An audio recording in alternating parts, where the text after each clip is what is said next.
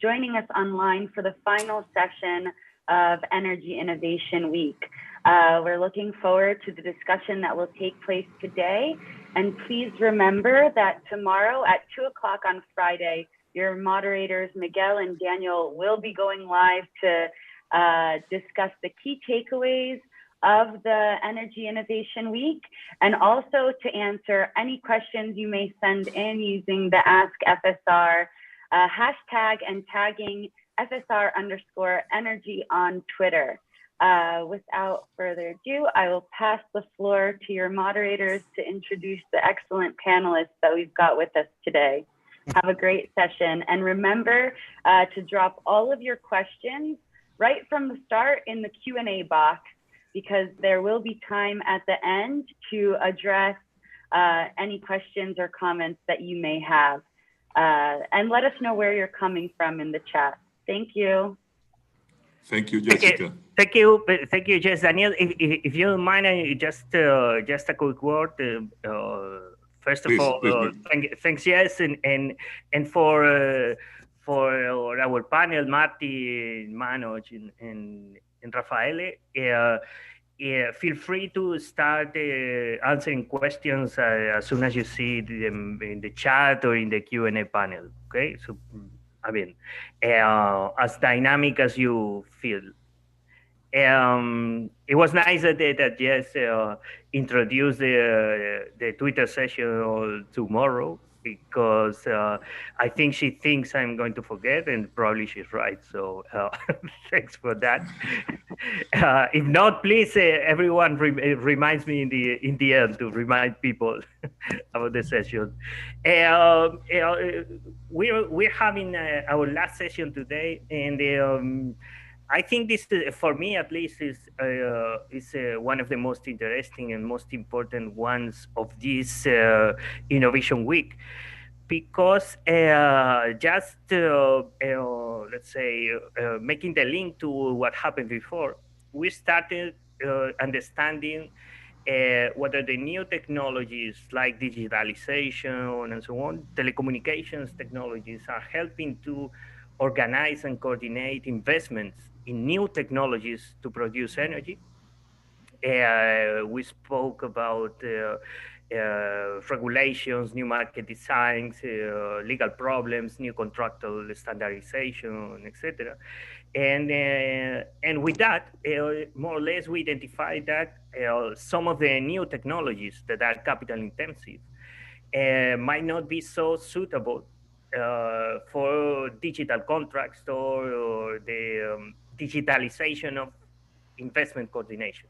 So we moved on and tried to understand how to facilitate, how to coordinate the needs of financing of these new infrastructures, new, let's say, capital needs.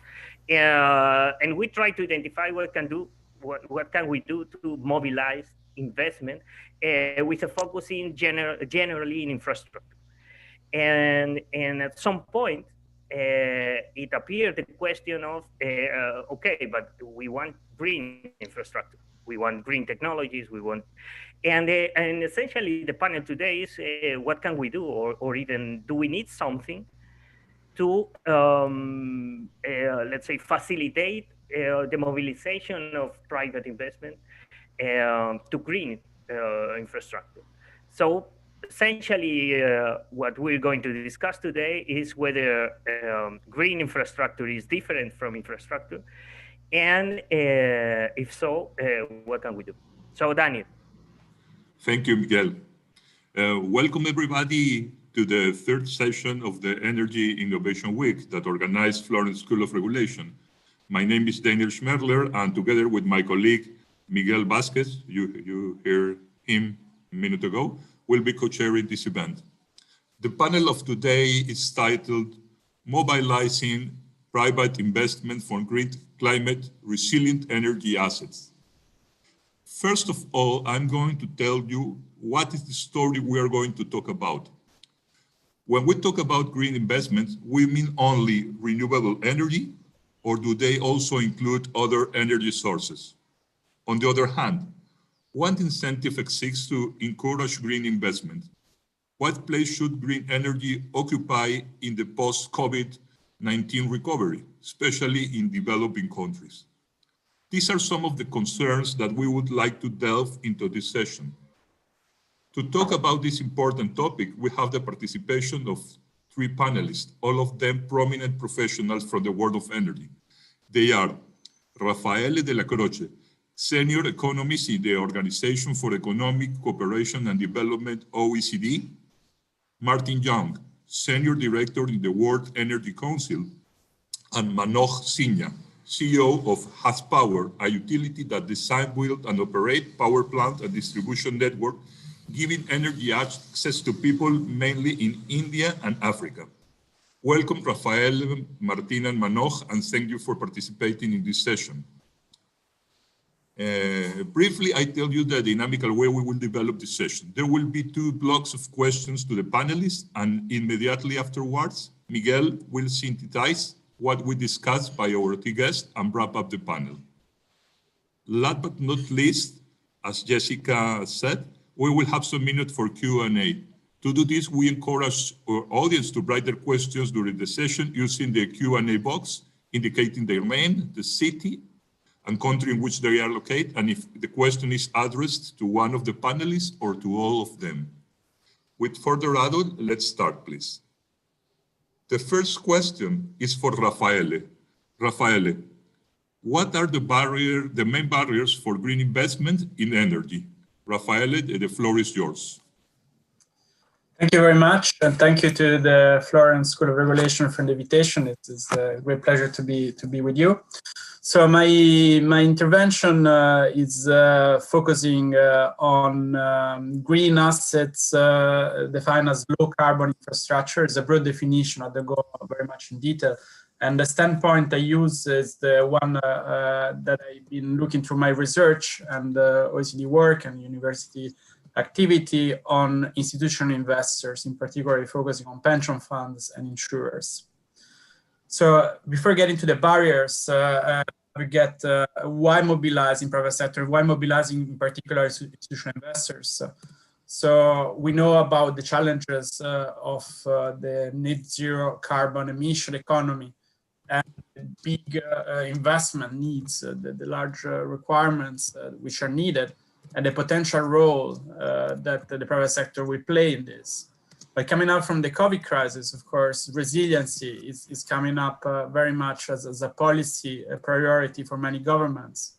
And so an investment which is sustainable and resilient when talking about infrastructure is coming another major feature, not only for policy makers, but for investors as well.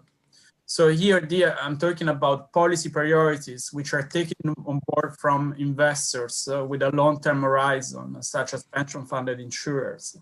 So the point I'm making here with the COVID crisis, which is a major crisis across many countries, across the world, and for which the impact we will see in the next months yet on the economy, there is a potential role for the private sector and for the low carbon infrastructure as an asset class to develop with the new strong interest from investors.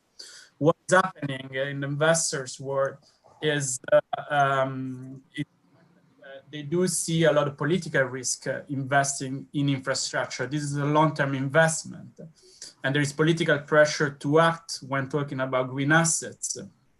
So there is consideration about civil society and the take that they have on ensuring sustainability of their long-term investment. Think about the decision on the Heathrow Airport, which was actually the highest court in the UK on the basis of COP Paris agreements decision to actually deny the further expansion of Heathrow Airport. Airports have been one of the major infrastructure assets in pension fund portfolio for a long time. And then these days, we're talking about stranded assets. So this is having an impact directly, the climate discussion and policy pressure that we see. At the same time, investors have a need in particular these long-term investors, need to match their long-term liabilities. They are under demographic and financial pressure to actually diversify their portfolio. And so the fact that we do present infrastructure as an asset class and potentially low carbon infrastructure as matching these needs from investors is theoretically very interesting, because we solve a lot of our problems. What is really, so this is the context for which there is a big opportunity there. What is the reality is that despite the fact that the clean energy investment has been increasing over the last decades to numbers over 300 billion of investment a year, and institutional investor take has been growing rapidly, in particular in renewable sector. If you look at the overall investment into low carbon infrastructure from investor is limited. It's very little. And the reason is there are several barriers to that. One of the main reason here that when you see the appetite for investors when looking into the future, thinking about demographic aging and all that, and what are the actual opportunity at the moment, there is a mismatch between what the market is presenting to investors, what investors actually were trying to get to. So the majority of investors are not in the market as we speak. These 60 trillion of assets under management the pension fund have are not necessarily investing in infrastructure. A very limited amount is. So how to get this market to another scale? That is very much the question, and that is where I think there is a financial role and a government role to be played. And this discussion, the fact that having experts here about energy and finance together should actually provide a solution and a response. So I think I'll stop here, but I'm happy to follow up on this same topic. Yeah, you will, Rafael. Just kind of commented. We really have a question, and which I'm very happy to see from Elena. In a way, asking about what's the point of having public intervention in low carbon. What's the role of public intervention in the sense that private actors should not be interested, or traditionally were not interested? So we have here a question. We're going back in a minute, but I think this is introducing Martin very well, in the sense that he's going probably, or I imagine, to try to explain what are the needs for private actors to be interested in this kind of technology. And of course, in the end, Manoj is going to, well, show what's a private actor interest in low carbon technology. Thanks, Daniel. Thank you, Miguel. The next question is for Martin. Martin, what are the main needs to facilitate financing of green investments in low and middle income countries?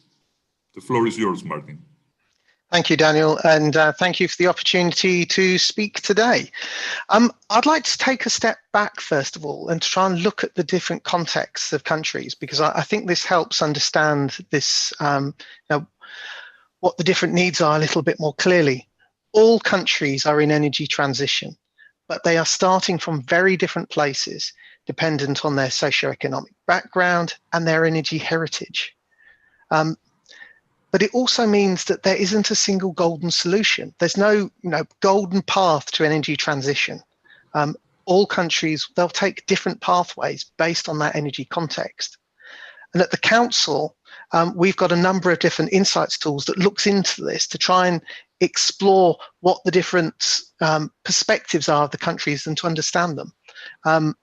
The moment we have our annual survey, the Issues Monitor, which is live at the moment, and that comes out with some, you can see what the different topics that rise up to the energy leaders are thinking about, and that sort of gives a hint of where do they want to put their investments, what are the other areas that they don't want to invest in.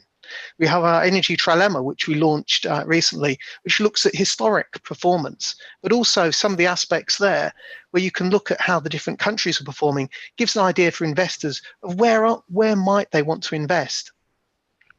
Now, one of the things that we see very much is, for example, on the trilemma, that the European OECD countries, they get ranked at the top.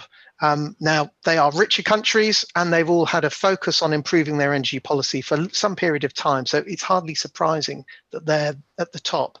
But the OECD European countries very much have this focus on net zero at the moment. But if you contrast that with developing countries, there's much more of a focus on access. They're not worried so much about net zero. They actually want to make sure that their communities have electricity, etc. UN SDG 7 has been incredibly effective. We see that, for example, of the top improvers in the trilemma, Cambodia and Myanmar have made huge improvements on energy access with increased electrification. But there are different aspects elsewhere. So, for example, the oil producers in the Middle East, they will still want to use their natural resource. They'll still want to try and use the oil and gas. So there you get a new narrative which about the circular carbon economy, and particularly there about trying to encourage things like carbon capture and storage, or even carbon capture use and storage. Now, you've touched upon COVID was mentioned, and we have a new tool. One of the things we did with our community was at the start of the pandemic was to go out to them and find out what's actually going on, and get their perspectives. And we've linked that with our scenarios work, where we look out to the future. We've got some short-term scenarios where we've been looking at collaboration, to the degree whether countries collaborate more or less, and the degree of ambition, whether countries want to be transformative coming out of the pandemic, or do they want to actually revert to the pre-pandemic agenda? Now, we've got an app that's what we're calling the World Energy and Transitions Radar. And there's some really interesting stories that's coming out of that, because we're seeing that globally, it's looking like there's more of a push towards collaboration and also high ambition. But if you dig into the different countries, it reinforces what I was saying earlier, that you actually have very different narratives coming from different regions. You see, for example, in the Middle East, there's a lot in collaboration and transformation, but it's not so much in comparison with those. Europe is very much, you see high transformation, high ambition. Contrast that with India, which is wanting to do transformation, but it's actually much more, it's less collaborative. It's, but I think historically India has much more been focused on doing its own thing and going forward that way. So coming back to, you know, what are the main needs? I think it's recognizing that countries are starting from very, very different perspectives. So what I think needs to be thought about, and possibly something you've discussed earlier this week, is it's about appropriate market design. I think in many countries, market design's been forgotten. For example, European countries, liberalized energy markets, tick the box, moved on.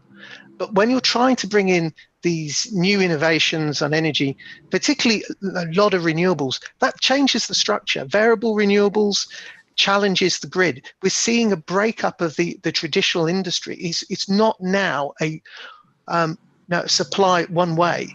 With distributed energy, it's more, there's local, there's more multi-flowing directions, and there's different players in the energy system. So in some aspects, regulation is a little bit behind some of this.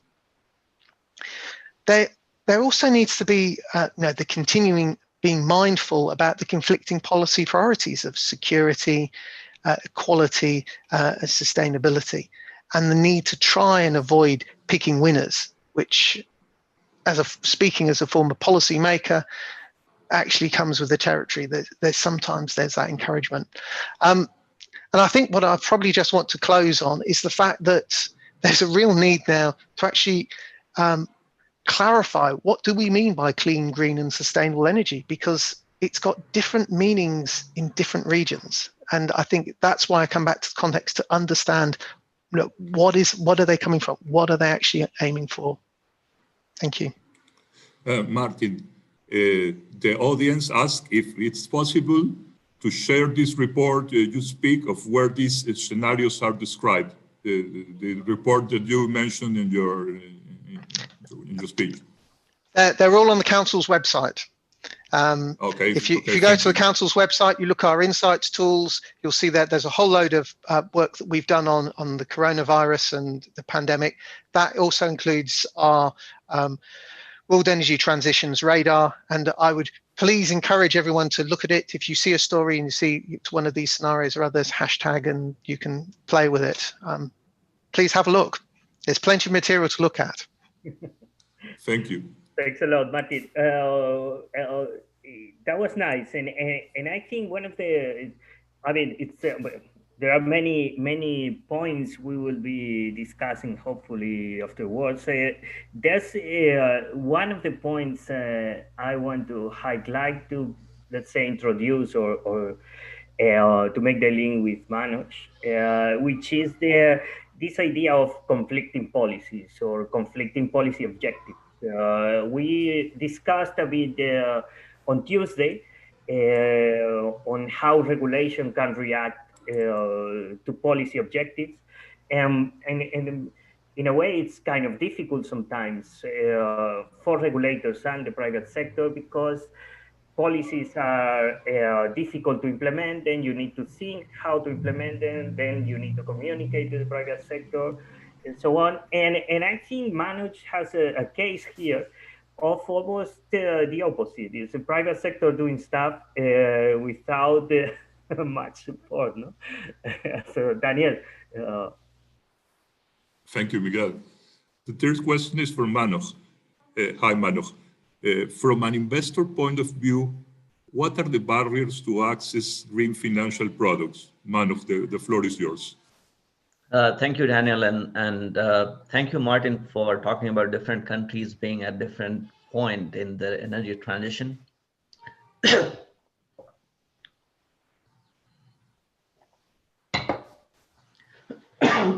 Excuse me. You cannot do that in COVID times.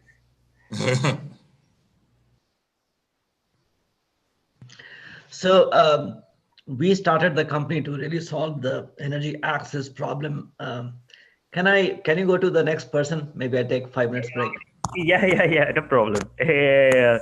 Even what we can do, yes, is to launch the poll, because we already have a lot of interesting questions, points of view. We have a lot of questions too, but first, before going into questions, I would like to have a feeling of what's the, let's say, the ideas that are perspiring to the audience. No? So the question is, let's say, always solve my questions is kind of tricky. But let's say what you think. Let's see what you think. It's the idea. The question is, what do we need to greening energy finance? And this is especially focused on finance here. So the first option we put here is we don't need to do much. Finance is okay. It's just fixed market design to reveal value. In a way, something that was pointed out in the first session by C4O, Hadley. And the second option is that there's no need to look at green finance, because essentially the barriers are the same as the barriers found in infrastructure finance. And the third option is we need to deal with specific barriers to finance green assets. So what do you think? Please, you can start answer the poll. we will take only a minute, please. And I hope Jess at some point is going to do something. So I am here. We have about 6% of the votes so far. So we'll just take a couple extra seconds. All of the votes are anonymous, so don't worry. Just get your votes in. 5, 4, 3, 2, and 1. Let's share the results. Looks like there's a clear winner. Very happy because that was our point. I'm sure Rafael is happy too. I think before going to the already very populated Q&A, I would like to let's say I don't know, highlight more or less what the audience is saying here with a couple of points that I think will be useful for the discussion next. No, if you can just share the slide I gave you, and it can be used by Manoj right after I finish with this.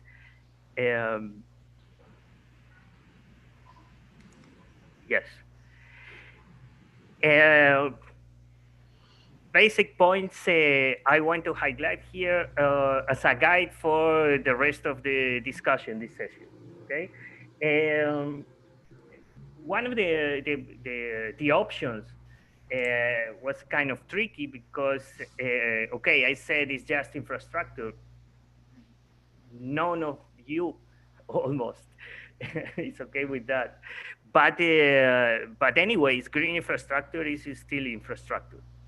So we have a list of barriers there that we need to take into account anytime we speak about sustainable infrastructure or green infrastructure and the financing and the measures to finance it.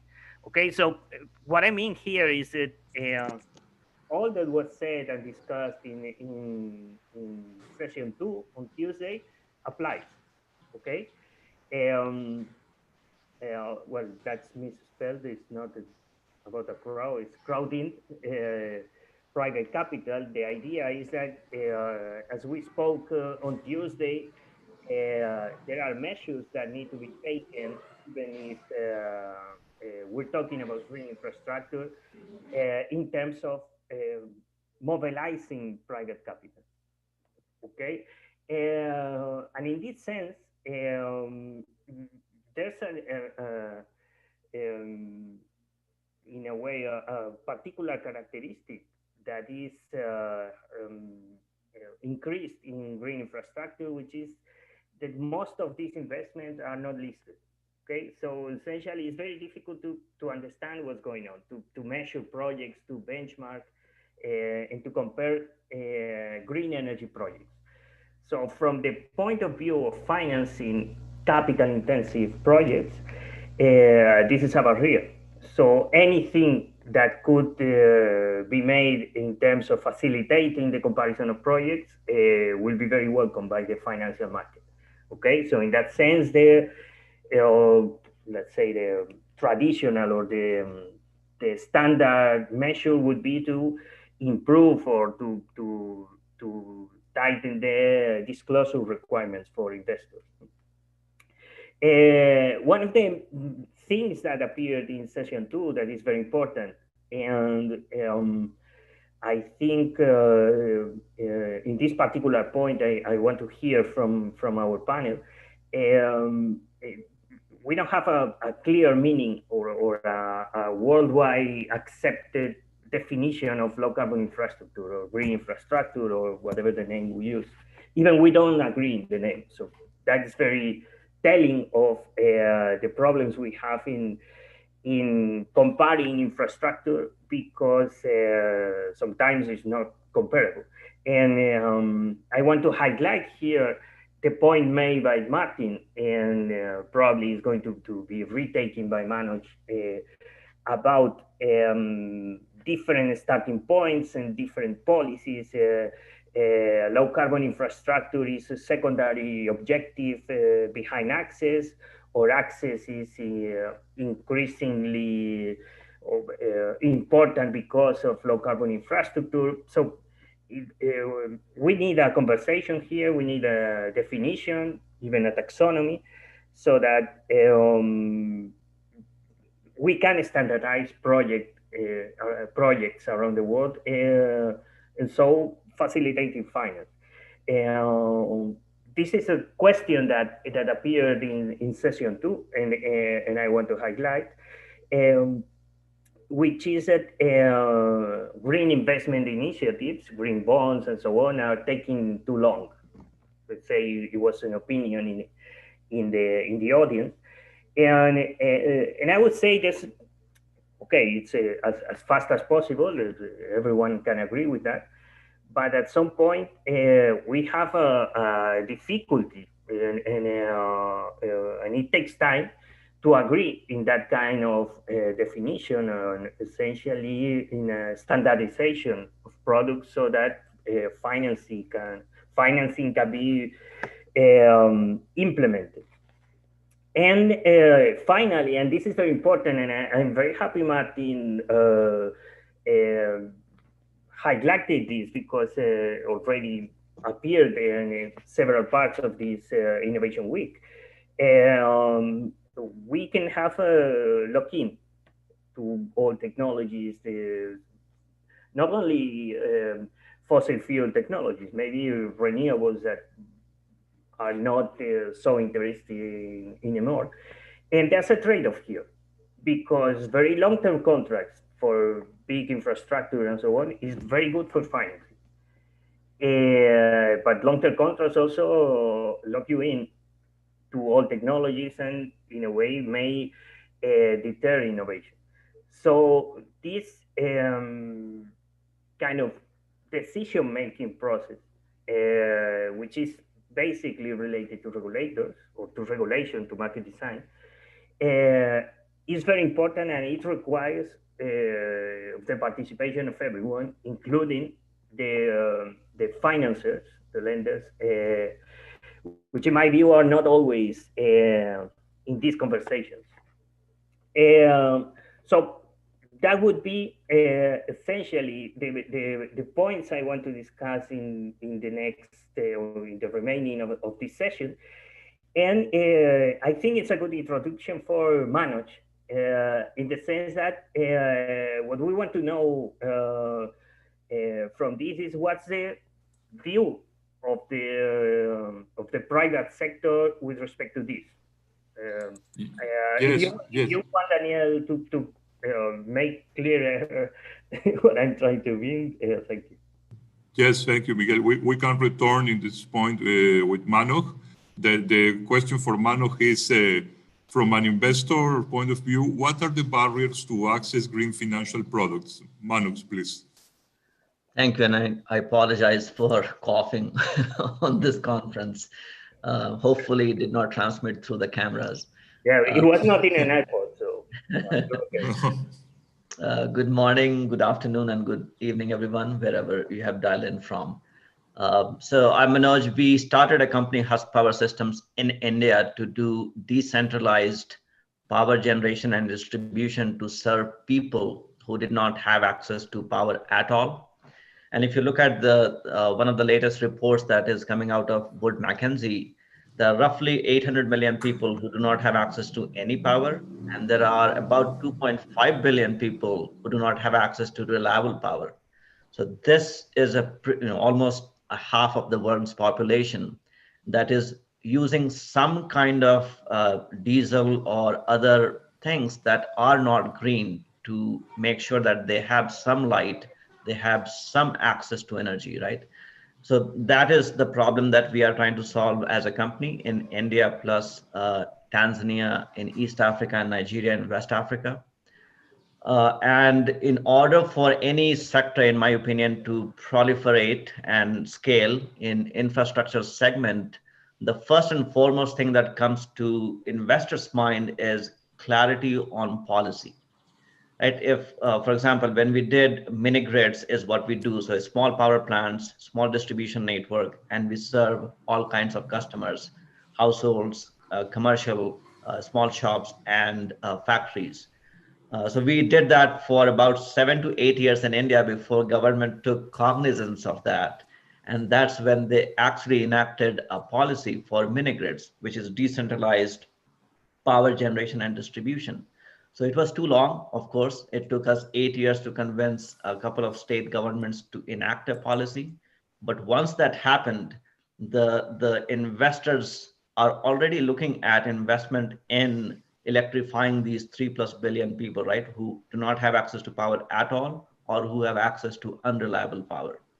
So that really helped us bring our Series C round of investors. That includes the likes of Shell, it's an oil and gas company. That includes the like of NG, that is a utility company, and other DFIs, development financial institution. Also, post-COVID world, resiliency is something that I think many of you talked about.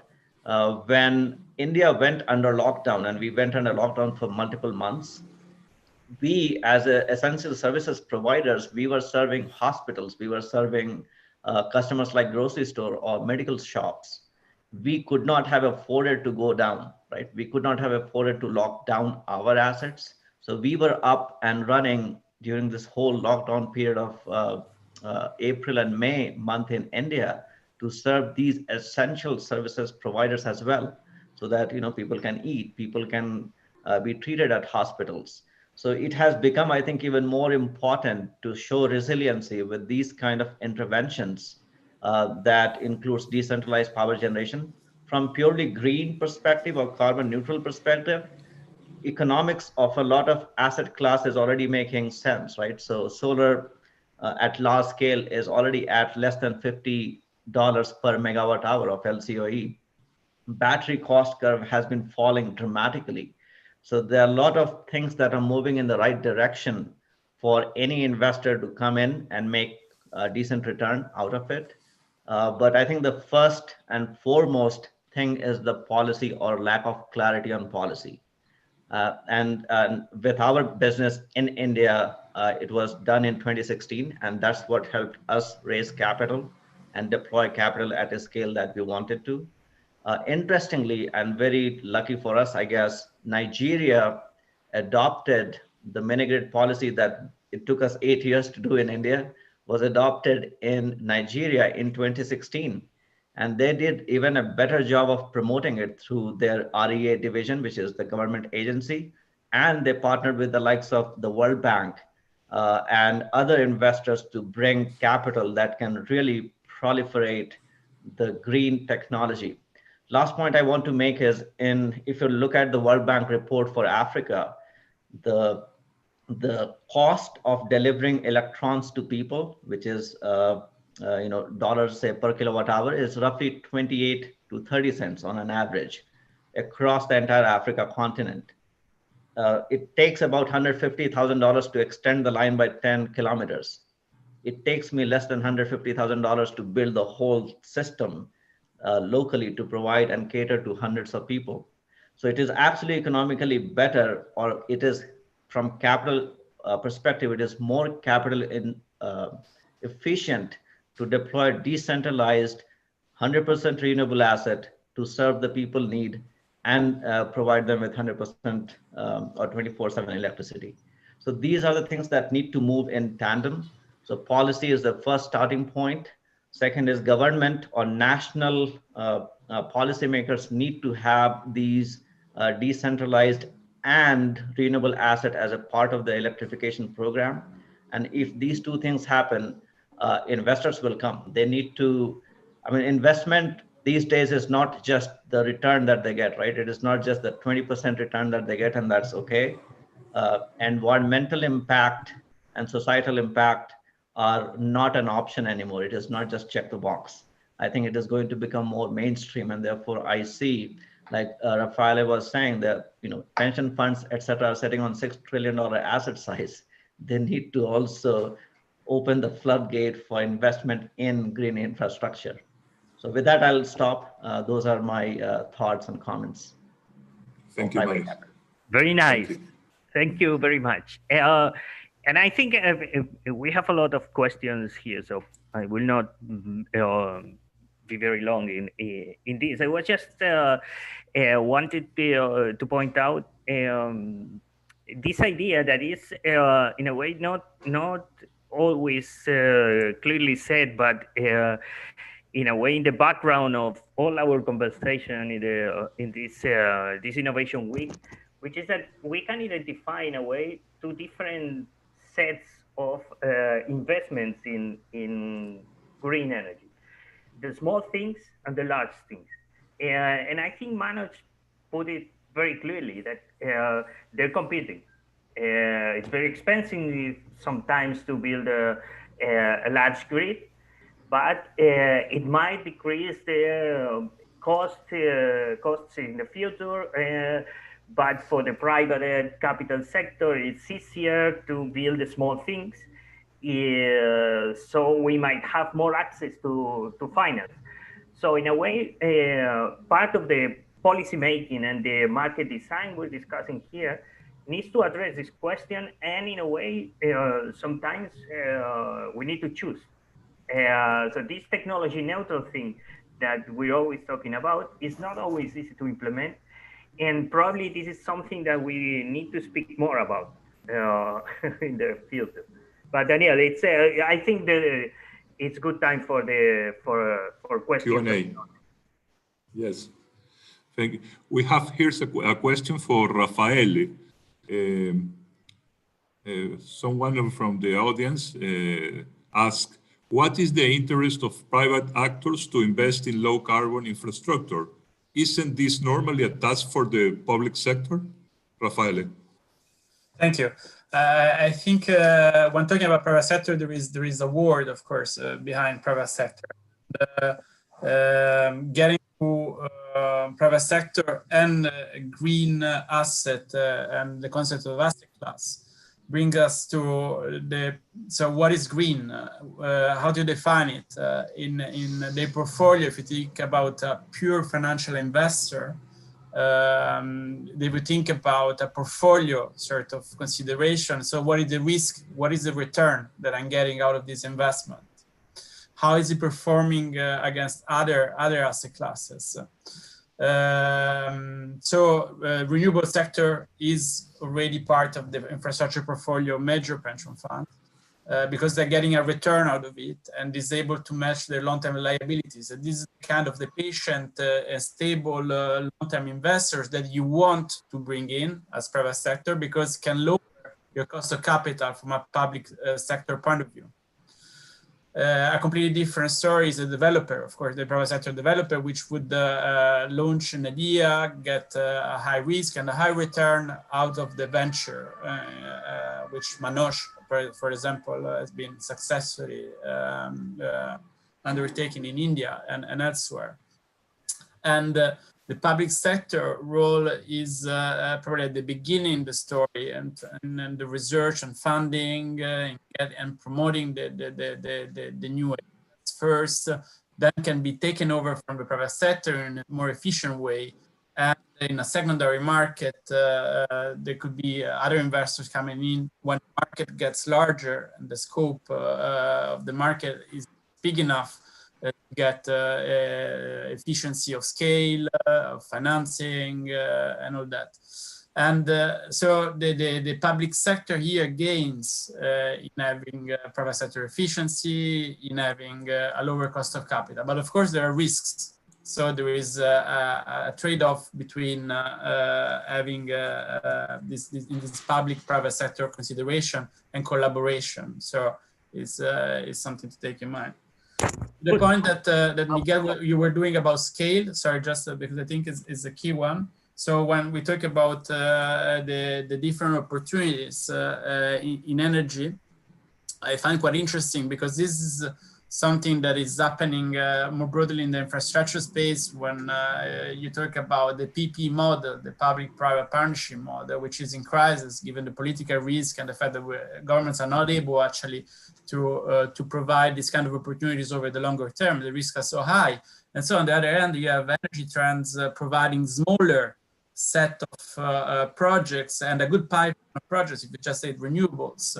And so here's the interesting role of the financial market and design, as you say, to actually provide the kind of risk bundling together the small assets and providing some visibility over a longer term horizon, which the patient capital will actually like to see in those spaces. And this is the link which is missing at the moment, and which initiatives such as the mini grids could definitely, in a decentralized sort of trend, which we see happening, are definitely pushing us to. And as you said, the market design is behind, and the financial market has behind, I think, and there are rules and about products, about new design and new models which should be tested and tried because of this understanding of energy transition trends. No, good, perfect. Because I mean, it's something I see a lot in many places in the world, especially when talking about PPAs. No, the PPA version in energy markets, where the regulatory conversation, let's say they call lawyers and economists and so on, comes in the end of the contract design, where everything is decided, agreed upon, and so on. So really, you cannot,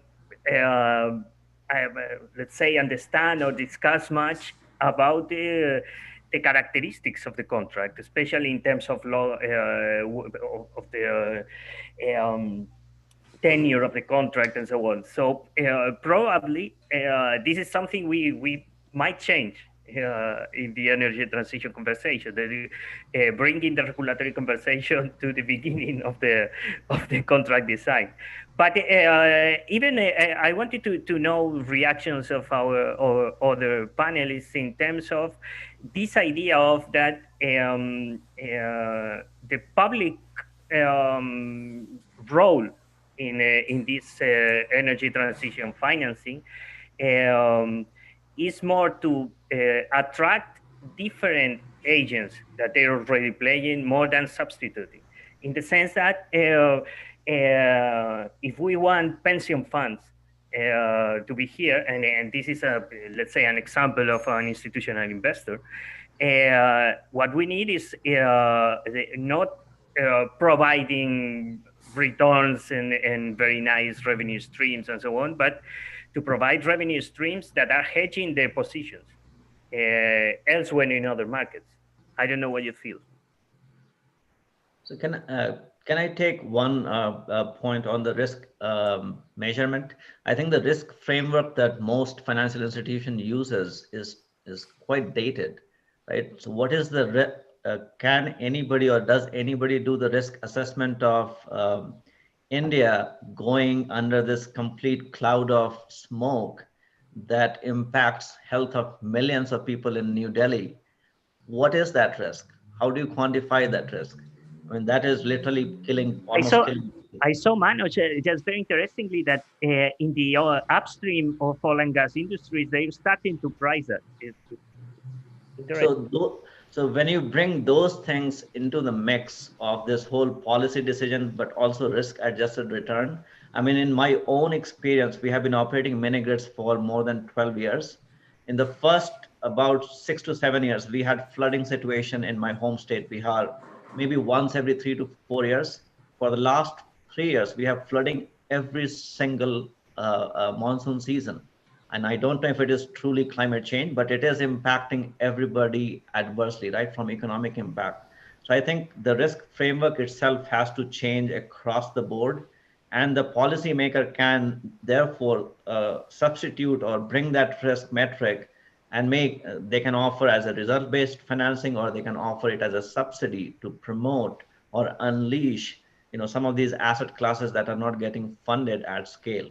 So that is one thing that I think definitely needs to happen from innovation in finance and policy. These are the two things that comes together, and I think it will unleash even more capital to come in. I think what you talked about, Miguel, is happening, I think, in Europe. It's not yet happening in India, I know that, but at least people have started talking about it. So with that, I'll stop. Thank you. Can I jump in here? Sorry, I just wanted to follow up because a couple of really interesting points there. One is about joined up policy making. I couldn't agree more on that. I think the problem is that we see in many many countries is that policymakers will be looking at one particular priority. They need to be thinking a little bit more broadly and about some of the conflicting priorities. The real difficulty starts coming when you actually have priorities from one ministry counteracting with another. Finance ministries in particular will be very short-term focused and put things in particular boxes. So completely to Manoj's point, that if there are certain things that they might not be considering it. So that policy making, joined up policy making is absolutely essential. They need to be thinking much more broadly. The other aspect, going back to the question about the need for public sector, private sector, the scale of investment that's going to be required for the energy transition is massive. It's the public sector alone is not going to be able to manage it. It requires the private sector. So that, I think, is one of the other key bits that I just highlight. So. Okay, here we have a question for Martin. It comes from Niamin Seleke from the USA. Martin, given the ever decreasing cost of green energies such as wind and solar, it's not possible to combine energy access along with distribute energy in the developing countries? Yes, it is. As Manoj, his business model proves. I think there are certain points that the renewables are variable. So you have to make sure that there's something so you can get 24/7 continuous power, and not just for short term. We talk short term storage. You're actually talking some longer term storage as well. And those questions are still need to be addressed. But there is some countries are doing really well with this. Hearing again that India took 8 years to develop a policy. But Nigeria was able to adopt it in a much shorter time. I think one of the problems actually is not necessarily the technology, it's actually having countries learning from one another. And I think that is probably one of the bigger problems, to actually understand what works and why. Because there can be different contexts where what works in one country doesn't work in another, but people need to dig into that and understand why. So it is definitely possible. And actually coming to the point of this, I think one of the issues that the council has heard from some of its membership is, yes, some of these microgrids, solar grids have been great at increasing access, but some of the problems have actually been on the cost recovery and whether the people are actually able to pay. And so there can become different issues that need to be explored further. Very good. I'm very just a second, Daniel, because I'm very happy Martin said about spoke about collaboration, because this is one of our points here in the FSR Global area. So yes, we need to collaborate more. We're working on that. But I would have let's say a question, or I would like to follow up on this question, in the sense that. It's okay. We ideally we want to combine everything, and we have several technologies and so on. And there's a point. I agree that there's not a problem of lacking technologies. What I would say is that the problem is that we have too many technologies, and we need, at some point, we're deciding implicitly. So my point is even more in detail. How can we combine something that needs a 20-year contract to facilitate investment, for example, a large offshore wind farm and distributed energy, which can be done even without so long-term contracts. This kind of question for me is very difficult to decide in terms of not even policy, even in terms of market design. I don't know if you have some reaction on that. Maybe I can comment this, Miguel. I think it's a key point. I agree, and the use of auctions for renewables with the maturing of the technologies shows us that also, depending on the different risk perception from investors, the design would match the kind of risk. There are the contract of difference experience in the UK, covering a shorter period in terms of again hedging, as you call it. There is a discussion happening on regulatory asset-based system from other sectors, such as water, for example, in the UK, which is based on a shorter regulatory period of 5 years. If that is applicable to other sectors as well, beyond in the low carbon sort of space. So that is the kind of discussion that needs to happen, I think, based, but conjugated also with the right financial products on the other hand. Given that the two starting point are the energy transition, the energy characteristics of the market, and the investors' appetite. And in between, there is very much this design sort of question mark for which we don't have yet a new model. But in this space, for example, I've participated in discussion about securitization. Securitization, of course, is a bad word, but could serve us well in some of the issues that we have at the moment. There is recycling of banks' balance sheet potentially happening. There are new instruments coming up. Actually, I read about one instrument in India. I wanted to ask to Manoj. It's called Invest Trust. I think it's very much for recycling capital from Indian banks.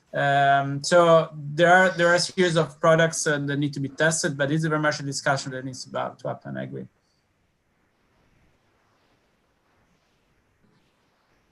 So yeah. Absolutely, yes, like Raffaele said, InvET is what they call it. It's very similar to REITs. So it is an investment class that is being created in India especially for large infrastructure projects with a long payback period. I think that's a great innovative product that is happening. I also come from finance industry, so the securitization is a little bit scary, but I do agree that it is needed to offset or at least ensure the risk that is being taken in this area. One thing if I may ask a question to panelists, if I'm allowed to, one thing that we don't talk about is we are trying to solve a problem from policy angle and technology viewpoint as well as financing. But in my experience, one of the biggest elephants in the room is a political problem. That when you are dealing with infrastructure, there might be promises that are made to end customers, for example, right? You are going to get free electricity, for example, and you cannot provide free electricity by bringing private investments. And that is something that I have faced in almost every country that we have gone into. And that political problem is not solved by policies, I think, or other means. So how do you really tackle that framework and solve for that problem in some concrete ways? Oh, Martin, very briefly, if you want to jump in, but we have 1 minute for this. Sorry, I want to jump in really quickly because it links to a little bit about a little bit of what Raphael has said. We focus very much here on discussing about the financing of energy transition and some of the mechanics of it. And Manoj has just highlighted some of the political nuances, particularly when it's almost like bribing the communities. But the bit that I would highlight is we need to humanize the energy transition. We need to be involving the communities more. So understand, what do they actually want? And is it, for example, you said earlier, Miguel, about there's a whole host of different innovation technology, but what's appropriate? And you only find that out by actually involving the communities, engaging the communities in that part. And that conversation, I think, is missing.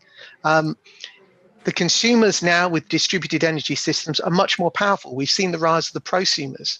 They need to be involved in this ongoing discussion. So I think the humanizing part is really important, because we can't think of energy transition being purely this technical process. Perfect. I do agree, and this linked very well with our very first session. So we're closing the circle, which is okay. We need to involve people. So how can we do that? And probably digitalization as a means for democratization should be discussed more. Unfortunately, it's going to be probably tomorrow. On Friday, we will have a session 2 p.m. European time. Will be Daniel and me. You can send your questions to the hashtag there, Ask FSR. So you can ask FSR. We will be answering. And I wanted to thank you very much. All the panel was super nice, and for me it was very interesting. And I think we have the lack of having the head of the FSR Global, Shweta, with us. Shweta, are you there? Hi, Miguel. Thank you for the excellent panel discussions over the week. Daniel and Miguel have done a fantastic job bringing together experts, and I think a very, very pertinent topic for the Florence School of Regulation, which focuses on various aspects of policy and regulation. And I think the financial aspect is something that we have been focusing less on. And I'm super glad that you two could bring that dimension in. And I think what was more interesting is also the global dimension of these debates. So we thoroughly enjoyed listening to all of you experts. So I would like to join Miguel in thanking all of the panelists here with us today, and also those of you who have been with us through the week, and the participants for coming and joining us in this new format of learning, where we had a 3-part online series focusing on this topic. So if you like this format, do also give us feedback that you like it, so that we can organize more of such things for you and bring back Daniel and Miguel. If you don't like it, tell us too, to change it.